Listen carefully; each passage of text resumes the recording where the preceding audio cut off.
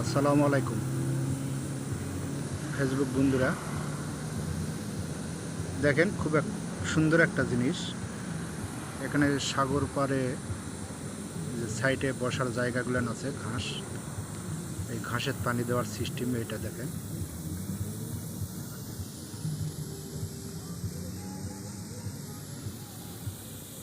আর এই জিনিসটা পানি বেরোচ্ছে, পানি দেওয়ার শেষ হয়ে গেলে অটোমেটিক আস্তে আস্তে ভিতরে চলে যাবে।